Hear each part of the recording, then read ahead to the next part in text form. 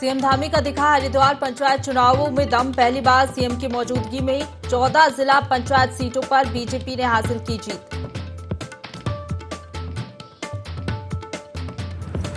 मुख्यमंत्री धामी के कड़े निर्देश, अस्पतालों में लंबी कतारों में ना खड़े हो मरीज, ऑनलाइन रजिस्ट्रेशन और टोकन की जाए व्यवस्था, मरीजों के लिए हो ऑनलाइन व्यवस्था।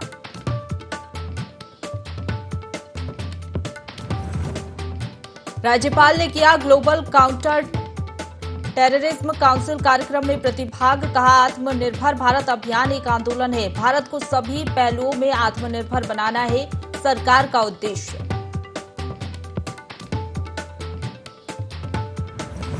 देहरादून जिला अधिकारी कार्यालय में किया गया बेटी बचाओ बेटी पढ़ाओ बैठक का आयोजन, जिला अधिकारी ने स्थानीय परंपरा और संस्कृति से जोड़ते हुए रुचि के अनुसार बच्चों को प्रशिक्षण दिए जाने के दिए निर्देश।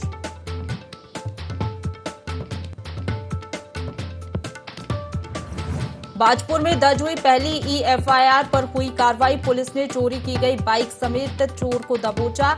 ईएफआई से लोगों को हो रही है काफी सहूलियत।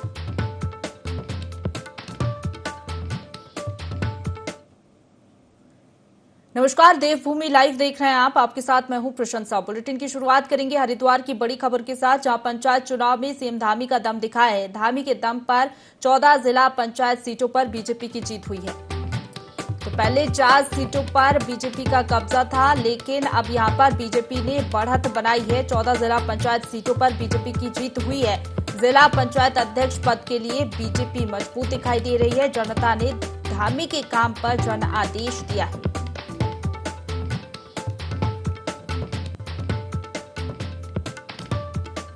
तो हरिद्वार से बड़ी खबर, पंचायत चुनाव में सीएम धामी का दमखम दिखा है। धामी के दम पर 14 जिला पंचायत सीटों पर बीजेपी की जीत हुई है। पहले 4 सीटों पर बीजेपी का कब्जा था, लेकिन अब बीजेपी ने यहां पर बढ़त बनाई है।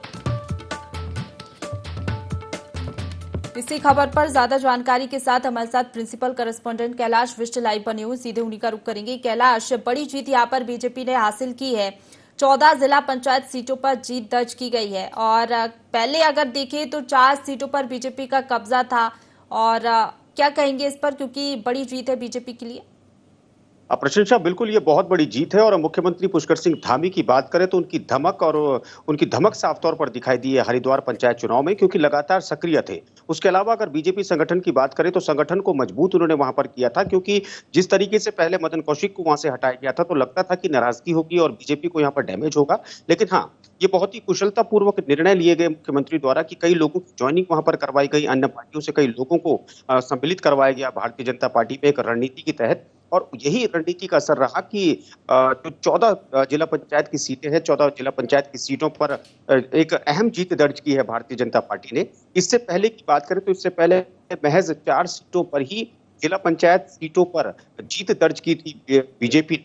लेकिन हाँ, ये बहुत बड़ी बढ़त है। और आज तक जिला पंचायत का सदस्य बीजेपी पार्टी से नहीं बना है हरिद्वार जिले में, जबकि हरिद्वार जिले को धर्मनगरी कहा जाता है, हिंदुत्व का क्षेत्र कहा जाता है, लेकिन उसके अन्य जो क्षेत्र है वहां पर मुस्लिम बाहुल्य इलाका है। लेकिन हाँ, ये इस वक्त जो देखा जा रहा है, जो कुशल राजनीति जिसको बोलते हैं, वही कुशल राजनीति का ही ये नतीजा है कि ये जीत यहाँ पर अहम यहाँ पर मानी जा रही है। 14 सीटें बीजेपी की झोली में आई हैं। और जिस तरीके से बात करें तो अब जो जिला पंचायत अध्यक्ष का जो कुर्सी है लगभग तय मानी जा रही है कि बीजेपी के खाते में जा सकती है। कांग्रेस की बात करें तो कांग्रेस की जो हरीश रावत की जो बेटी है अनुपमा रावत, उन पर भी दारोमदार था यहाँ पर चुनाव लड़वाने का, अपने जो बंदे को यहाँ पर जितवाने का। लेकिन हाँ, इस वक्त उनकी जो सीटें थी बहुत कम सीटें थी। जो सबसे ज्यादा सीटें यहाँ पर देखने को मिली है वो उस क्षेत्र में मिली है जहां से बीजेपी के जो कद्दावर जो विधायक हुआ करते थे वो हारे थे, स्वामी यतीश्वरानंद, वहां पर बहुत ज्यादा सफलता बीजेपी को मिली है। तो कहीं ना कहीं कहा जा सकता है कि भले ही विधायक की सीट हार गए हो, लेकिन वहां पर जिला पंचायत की सीटों को जीतने में बीजेपी कामयाब रही। और यही वजह है कि धामी की धमक साफ तौर पर वहां पर देखी जा रही है। और इसी वजह से जो काम जो किए हैं, जो बोल्ड डिसीजंस लिए हैं मुख्यमंत्री पुष्कर सिंह धामी ने, ये उन्हीं का नतीजा है कि जनता ने अपना जनादेश मुख्यमंत्री के नाम पर दिया है। बिल्कुल कैलाश, कह सकते हैं कि बीजेपी का परचम इसलिए भी लहराया है क्योंकि तमाम विकास कार्य हमने देखे उत्तराखंड में किए भी जा रहे हैं और गांव-गांव तक तमाम योजनाओं का लाभ पहुंच रहा है। मूलभूत सुविधाओं से लोग वंचित नहीं है, अच्छे तरीके से काम हो रहा है बीजेपी की सरकार में। इसी के चलते यहाँ पर बढ़त बनाई है बीजेपी ने। हाँ, बिल्कुल, ज़ाहिर तौर पर देखिए सरकार की ये मंशा है और मुख्यमंत्री पहले कह चुके हैं कि जो भी कार्य उनकी सरकार कर रही है जन-जन तक पहुँचे और इसकी प्रचार-प्रसार की ज़िम्मेदारी होती है अन्य विभागों की, अन्य मंत्रालयों की। तो ये कोशिश है क्योंकि जो जनता है, जनता को ये नहीं मालूम कि सरकार आखिर कर क्या रही है। लेकिन अगर सरकार काम करती है और सरकार के कामों को जनता तक अगर पहुँचाया जाता है, तो जनता को भी मालूम चलता है कि आखिर वाक़ई में सरकार उनके लिए कितनी संजीदा है। और चाहे भारतीय जनता पार्टी के संगठन की बात करें, तो संगठन में भी साफ तौर पर ये निर्देश दिए गए हैं कि सरकार द्वारा जो भी विकास कार्य की जो योजनाएं चल रही हैं, उन योजनाओं को बीजेपी के कार्यकर्ताओं के माध्यम से जन-जन तक पहुंचाया जाए, घर-घर तक पहुंचाया जाए, दरवाजे-दरवाजे तक पहुंचाया जाए और ये उसी का नतीजा है कि इतनी यहाँ पर बड़ी सफलता यहाँ पर बीजेपी को मिली है और यहाँ पर जो आने वाला जो जिला पंचायत की जो अध्यक्ष पद का जो यहाँ पर चुनाव होगा, चयन होगा, वो उसका रास्ता साफ हो चुका है। बिल्कुल, चलिए आप बने रहिए कैलाश हमारे साथ, आगे भी आपसे जानकारी लेंगे। तो हरिद्वार से एक और बड़ी खबर मिल रही है, जहां बीजेपी प्रदेश अध्यक्ष महेंद्र भट्ट का आह्वान। आज 252 मंडलों में अंकिता को श्रद्धांजलि देगी बीजेपी और सभी कार्यकर्ता एकजुट होंगे।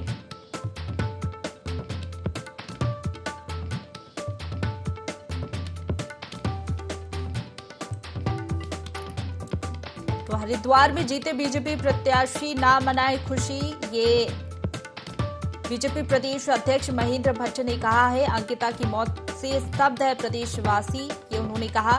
शहरी क्षेत्रों में कैंडल मार्च निकाला जाएगा, दोषियों पर कड़ी कार्रवाई होगी, ये उनका बयान सामने आया है। तो इसी खबर पर ज्यादा जानकारी के साथ हमारे साथ कैलाश विष्ट लाइव बने हुए हैं। कैलाश, आज हरिद्वार में जीते प्रत्याशी जो हैं वो खुशी नहीं मनाएंगे, कैंडल मार्च निकाला जाएगा, क्या जानकारी? बिल्कुल देखिए जो अंकिता जो हत्याकांड हुआ था इससे पूरा प्रदेश स्तब्ध है और जाहिर तौर पर इस वक्त जो भारतीय जनता पार्टी की सरकार भले ही प्रदेश में है लेकिन भारतीय जनता पार्टी के जो प्रदेश अध्यक्ष हैं महेंद्र भट्ट, उन्होंने एक आह्वान किया है कि जितने भी 252 मंडल हैं, तमाम मंडलों में आज बीजेपी के कार्यकर्ता यहाँ पर श्रद्धांजलि अर्पित करेंगे अंकिता को और यहाँ पर जो मैदानी जो इलाके हैं, मैदानी जो क्षेत्र हैं, मैदानी क्षेत्रों में बाकायदा कैंडल मार्च निकाला जाएगा ताकि जो अंकिता है दिवंगत आत्मा की आत्मा को शांति यहाँ पर मिले और श्रद्धांजलि दी जाएगी। उसके अलावा ये भी उन्होंने आह्वान किया है कि जितने भी प्रत्याशी जीते हैं हरिद्वार जिले में जो पंचायत चुनाव में जीते हैं, चाहे वो बीडीसी मेंबर्स हो या फिर जिला पंचायत सदस्य हो, कोई भी यहाँ पर खुशी ना मनाए क्योंकि खुशी मनाना यहाँ पर कहीं ना कहीं जो भावनाएं हैं, भावनाओं को ठेस पहुंचा सकता है अंकिता और अंकिता के परिजनों को। तो ये सख्त हिदायत दी गई है यहाँ पर प्रदेश अध्यक्ष द्वारा कि यहाँ पर किसी भी तरह की खुशियां ना मनाई जाएं और श्रद्धांजलि अर्पित की जाए। वहीं मैं आपको एक और जानकारी दे दूं कि जो बीएल संतोष इनके राष्ट्रीय जो महामंत्री हैं वो आज देहरादून में हैं और वो भी आज श्रद्धांजलि देने जा रहे हैं अंकिता को प्रदेश कार्यालय पर। थोड़ी ही देर में ये कार्यक्रम होगा। तो कुल मिलाकर देखा जा रहा है कि प्रदेश की जितने भी मंडल यहाँ पर गठित किए हैं भारतीय जनता पार्टी ने, तमाम मंडलों में आज ये सभा को रखा गया है, श्रद्धांजलि सभा को, और विनम्र श्रद्धांजलि अंकिता को दी जाए। बिल्कुल कैलाश, सिर्फ क्या हरिद्वार में जीत का जश्न नहीं मनाया जाएगा या बाकी जिलों में भी ऐसा ही रहेगा? हाँ बिल्कुल, देखिए साफ तौर पर यह कहा गया है क्योंकि चुनाव इस वक्त पंचायत चुनाव थे वो हरिद्वार में थे, लेकिन हाँ ये इशारा सब और है तमाम जितने भी 13 जिले हैं प्रदेश में कि इस जीत का जश्न कहीं भी ना मनाया जाए। हरिद्वार के लिए तो स्पेशली कहा ही गया है, लेकिन उसके अलावा जितने भी अन्य लोग हैं, अन्य जो जिले हैं, वहां के लिए भी ये निर्देश जो प्रदेश अध्यक्ष है उनके द्वारा दिए गए हैं ताकि किसी की तरह किसी की भी जन भावनाओं को ठेस ना पहुंचे। क्योंकि कुछ दिनों पहले हमने देखा प्रशंसा की जिस तरीके से अंकिता हत्याकांड हुआ था, अंकिता हत्याकांड के बाद कितना उबाल था और अभी भी लोगों में उबाल इस चीज को लेकर देखा जा रहा है कि जो हत्यारों की फांसी की यहाँ पर मांग की जा रही है। तो जाहिर तौर पर ये एक इस वक्त दुखदायी समय है अंकिता के परिवार के लिए भी और साथ ही प्रदेशवासियों के लिए भी कि एक 19 साल की युवती के साथ कितनी यहाँ पर नृशंस हत्या उसकी कर दी गई। उसके बाद हत्यारोपियों को भले ही इस वक्त वो जेल में है, लेकिन लोग यही चाह रहे हैं कि कड़ी से कड़ी सजा मिले। सरकार भी यही चाहती है, इसलिए मुख्यमंत्री द्वारा ये कोशिश की जा रही है कि फास्ट ट्रैक कोर्ट यहाँ पर गठित हो ताकि जो दोषी हैं दोषियों पर सख्त से सख्त और जल्द से जल्द कार्रवाई हो। और यही प्रदेश अध्यक्ष महेंद्र भट्ट का भी कहना है।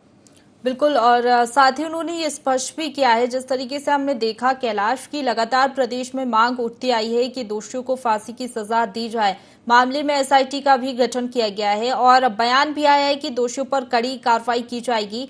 प्रदेश अध्यक्ष ने ये बात भी कही है।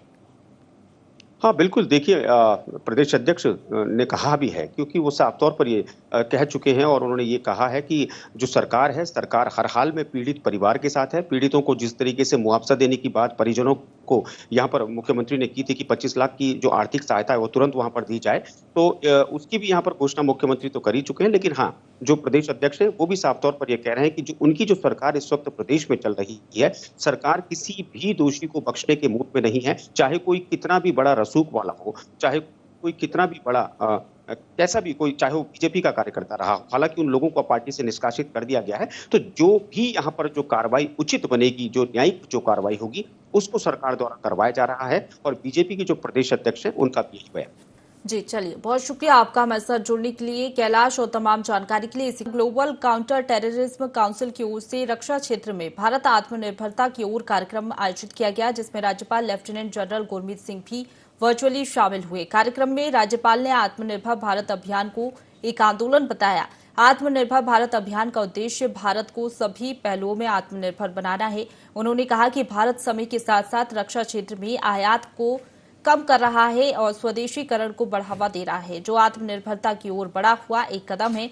उन्होंने कहा कि विश्व में एक सैन्य शक्ति बनने के लिए भारत को रक्षा उपकरणों के उत्पादन में आत्मनिर्भरता हासिल करनी होगी।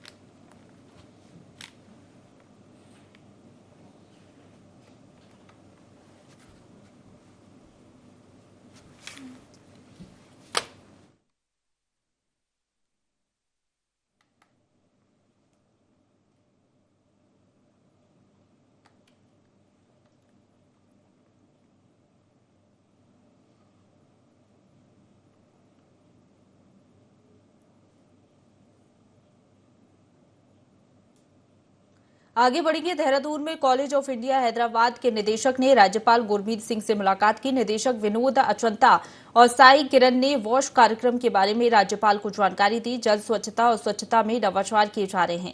प्रतिनिधियों ने बीते दिनों शासन के दूसरे अन्य उच्च अधिकारियों से भी मुलाकात की और कई स्थानों का भ्रमण किया। इसी सिलसिले में राज्यपाल से मुलाकात हुई है।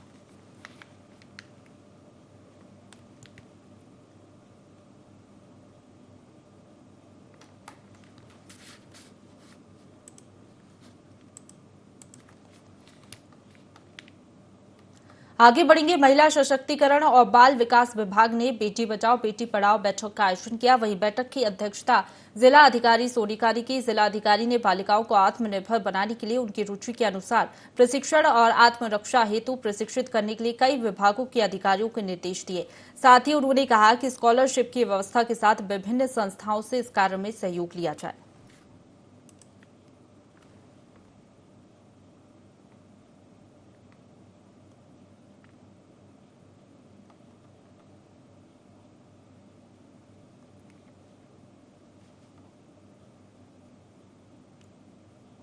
आगे बढ़ेंगे। बाजपुर के होम्योपैथिक चिकित्सा केंद्र के चिकित्सकों ने कस्तूरबा गांधी आवासीय छात्रावास में निःशुल्क स्वास्थ्य शिविर का आयोजन किया, जहां चिकित्सक ने छात्राओं को डेंगू से बचाव की जानकारी दी और साथ ही 76 बालिकाओं का स्वास्थ्य परीक्षण कर छात्राओं को निःशुल्क दवाइयां भी वितरित की गईं।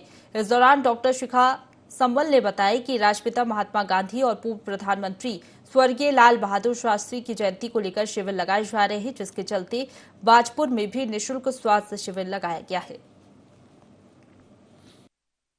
होम्योपैथिक विभाग के निदेशक महोदय, होम्योपैथिक चिकित्सा सेवाएं देहरादून उत्तराखंड एवं जिला होम्योपैथिक चिकित्सा अधिकारी डॉक्टर महेश चंद्र जोशी द्वारा निर्देशानुसार हम लोग यहाँ पर उपस्थित हुए हैं और आज हम यहाँ पर कस्तूरबा गांधी महिला छात्रावास जो विद्यालय है उसमें आवासीय विद्यालय में आए हुए हैं और आज हमारा मेन उद्देश्य इन छात्राओं के बीच में आने का यही है कि हम डेंगू के लिए अवेयरनेस करने के लिए आए हुए हैं। डेंगू से बचाव की जानकारी दे रहे हैं, बल्कि छात्राओं को साथ में जो यहाँ पर समस्त उपस्थित स्टाफ है उसको हम ये बता रहे हैं कि क्या क्या कॉम्प्लिकेशंस या जटिलताएं हो सकती हैं, जिसके लिए आपको आगाह रहना है और समय रहते ही अगर निकटवर्ती स्वास्थ्य केंद्र में पहुँच जाए मरीज तो उसकी बहुत सारी हानि बचाई जा सकती है, उसकी क्या कहते हैं बहुत सारी जटिलताओं से उसको बचाया, कॉम्प्लिकेशन से बचाया जा सकता है।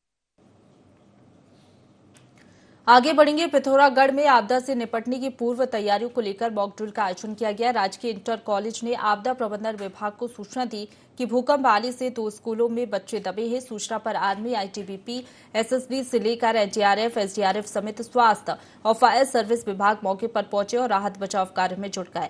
आपदा रेस्क्यू सेंटर पुलिस लाइन में स्थापित किया गया, जहां घायलों का उपचार और उनके खाने पीने की व्यवस्था की गई। इस तरह सफल मॉक ड्रिल संपन्न हुई। फायर इंस्पेक्टर ने बताया कि अब फायर ब्रिगेड की टीम बस फायर ही नहीं, सभी आपातकालीन सेवाओं के लिए तैयार है। फायर यूनिट जो है पहले फायर का ही काम करती थी, लेकिन अब पूरी आपातकालीन सेवाओं के लिए तैयार है। हम सामान्य दिनों में भी ऐसी परिस्थितियों के लिए हमेशा तैयार रहते हैं और किसी भी तरह की आपदा की सूचना पर विदिन 2 मिनट हमारी यूनिट मूव कर जाती है और हमारे पास अत्याधुनिक उपकरण हैं जिनसे हम राहत और बचाव कार्य करते हैं। किसी भी सूचना पर हमारी एक यूनिट जाती है जिसमें 6 लोगों का क्रू होता है, फायर क्रू, और उसके बाद एज पर रिक्वायरमेंट हम भेजते रहते हैं। इस सिस्टम में हमारा जो मॉक ड्रिल है इसमें एनडीआरएफ, आर्मी, आईटीबीपी, एसएसबी, इस तरीके से हम लोगों ने मल्टीपल पैरामिलिट्री फोर्सेस और दूसरी एजेंसीज को भी इसमें इन्वॉल्व किया है। वॉलंटियर्स और बच्चे भी इसमें इन्वॉल्व हैं और इसमें हाइपोथेटिकल तरीके से सिचुएशंस क्रिएट करके हम लोग डिज़ास्टर प्रिपेयर्डनेस देख रहे हैं। डिफरेंट डिपार्टमेंट्स की जो प्रिपरेशंस होनी चाहिए उसको अभी मैंने स्टेजिंग एरिया में इंस्पेक्शन करके मैंने देखा है कि क्या कमियां हैं। अदरवाइज इसमें प्लानिंग सेक्शन, लॉजिस्टिक सेक्शन और ऑपरेशन सेक्शन और रिस्पॉन्सिबल ऑफिसर के तौर पे डीएम एक डेस्क पे बैठकर उसको पूरा का पूरा रिव्यू करते हैं।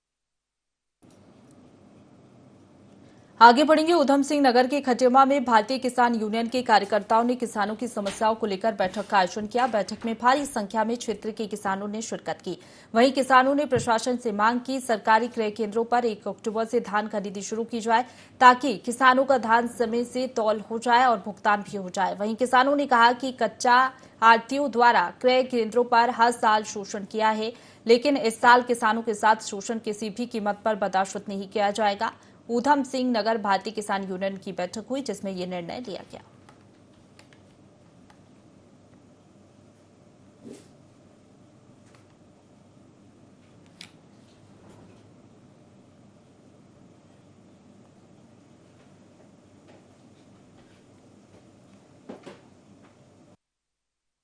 एक अक्टूबर से जो हमारी खरीद शुरू हो रही है उसी के विषय में हम ये सुनना चाहते हैं सभी किसानों से कि गत वर्ष में किसानों को हमारे क्या क्या परेशानियां आई। देखो, परेशानियां तो यहाँ बहुत हैं, किसान शेयर भी कर रहे हैं, क्योंकि जो कच्ची आड़त है एक मानक बना था कि उसी मानकों के आधार पर ये कच्ची आड़त बनी थी, मगर व्यापारी शुरुआत तो करते हैं मगर एंड में जो बीचों बीच इतनी ज्यादा कटौतियां करते हैं हमारे किसानों का, बहुत बड़ा शोषण करते हैं। उसी बारे में हम जहां आज इकट्ठे हुए हैं कि ये जो शोषण होगा ये हम किसी भी कीमत पर किसानों का नहीं होने देंगे।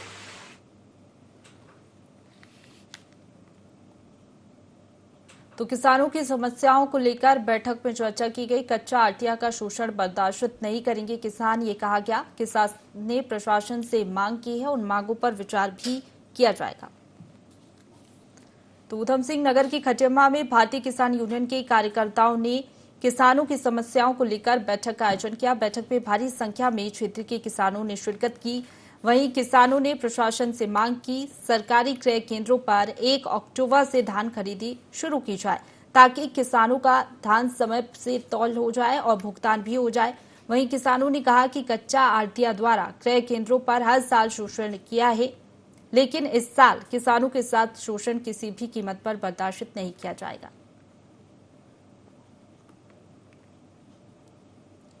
आगे बढ़ेंगे। बाजपुर कोतवाली पुलिस में पहली बार एफआईआर दर्ज की गई, जिस पर पुलिस ने तत्काल कार्रवाई की। बाइक चोरी की एफआईआर पर पुलिस ने बाइक समेत दोनों आरोपियों को गिरफ्तार कर लिया है। बेरिया रोड स्थित लेवड़ा पुल के पास से बाइक चोर पकड़े गए हैं।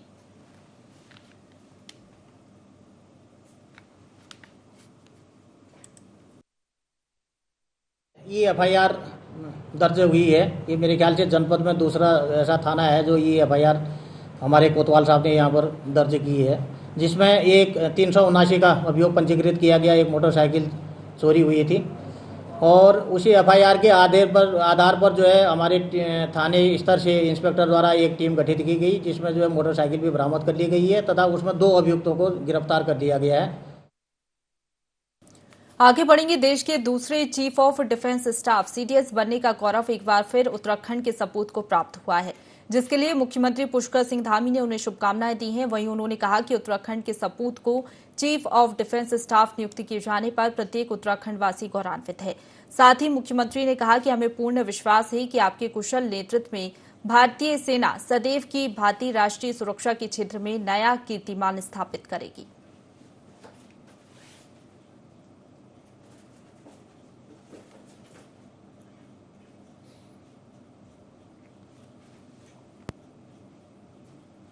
आगे बढ़ेंगे। प्रदेश के पर्यटन मंत्री सतपाल महाराज ने ऋषिकेश कर्णप्रयाग रेलवे लाइन निर्माण के दौरान निकटवर्ती गांव वालों को हो रही समस्याओं के समाधान और अधिग्रहित भूमि के भुगतान में हुई विसंगतियों को लेकर केंद्रीय रेल मंत्री अश्विनी वैष्णव से मुलाकात कर उन्हें पत्र सौंपा है।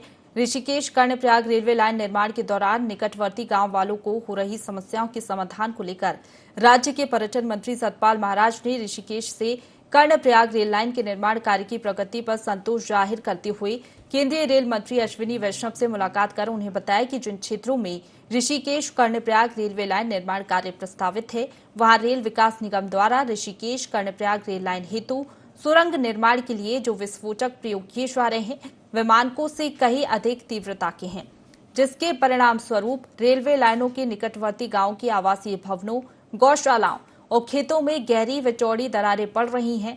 इतना ही नहीं, लगातार ये बढ़ भी रही है, जिस कारण अनेक गांव के अस्तित्व पर संकट आ गया है।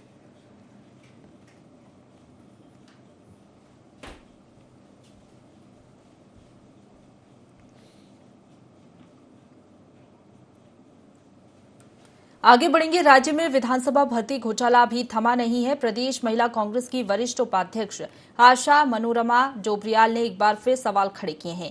विधानसभा में बिहार, यूपी और दिल्ली के लोगों की नियुक्ति देने पर सवाल किए हैं। प्रेस वार्ता कर कहा कि विधानसभा अध्यक्ष रितु खंजूरी ने जो अधिकारियों की समिति बनाई थी, उसकी रिपोर्ट के आधार पर 2016 से लेकर 2022 तक की ही फर्जी निरस्त की गई हैं, जबकि 2001 से नियमों के विरुद्ध भर्तियां हुई हैं, उस पर अभी तक कोई कार्रवाई नहीं की गई है।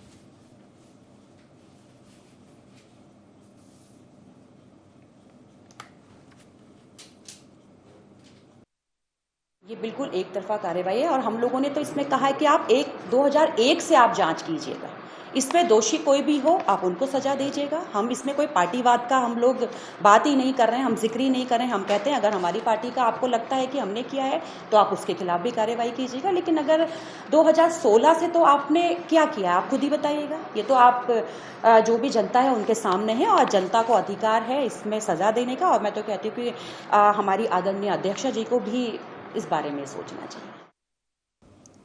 इसी के साथ बुलेटिन में फिलहाल इतना ही। खबरों का सिलसिला लगातार जारी है, आप बने रहिए हमारे साथ।